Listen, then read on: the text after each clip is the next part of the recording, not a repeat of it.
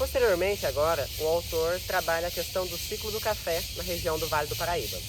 O início da produção cafeeira no Vale do Paraíba se dá de modo muito devagar, podemos dizer assim. Começa com alguns pés de café plantados como ornamentação das ruas. Isso em 1700 e... não é essa parte. O início da produção de café no Vale do Paraíba, tratado agora pelo autor, se dá de forma muito embrionária, em apenas algumas ornamentações de café utilizado para enfeitar as ruas. Em 1792 é que se tem notícia da primeira remessa de café produzida em São Paulo. O café no Vale do Paraíba se desenvolveu por conta da boa qualidade do solo e também por causa da proximidade da região com o escoamento no litoral. O café teve seu ápice no período de 1836 a 1886.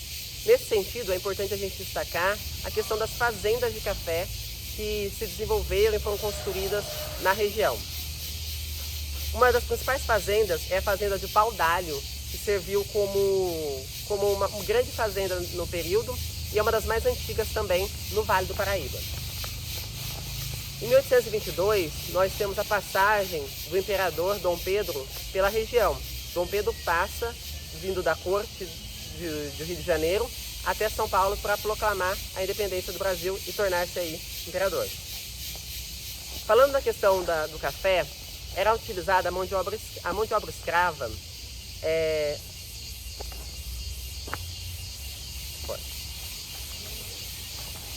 Sobre a escravidão, o maior proprietário de escravos do período era Luiz Antônio de Souza. Ele tinha 290 escravos.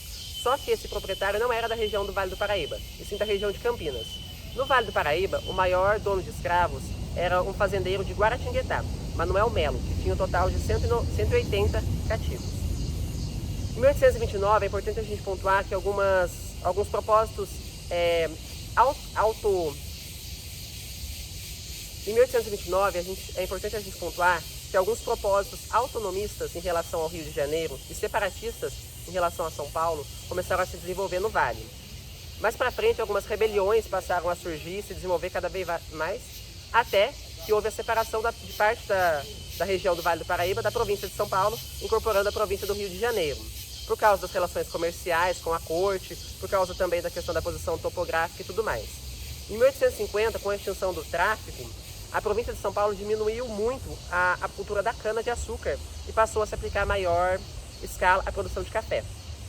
Em 64 e em 65, a arrecadação do Vale do Paraíba, a destacar a cidade de Badanal, era muito maior que a arrecadação da capital, chegando a 35% mais que a arrecadação da própria capital que nós tínhamos na época.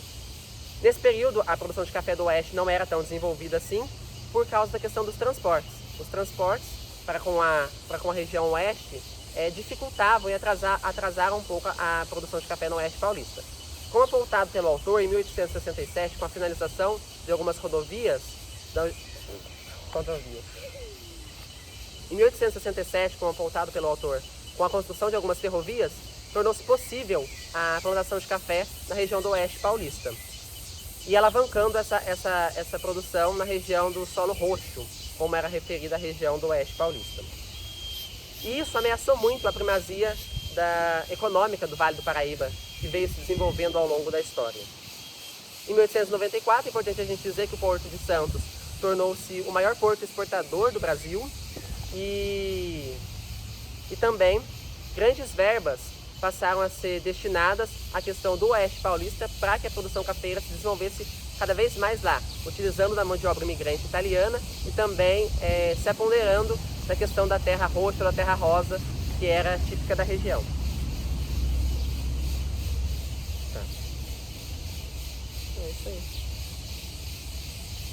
Fala do abolicionismo. Fala, Sérgio Bartolano faz uma crítica a Joaquim Floriano pelo seu abolicionismo. Não, essa que não. não. Tá, então foi. Falta a questão do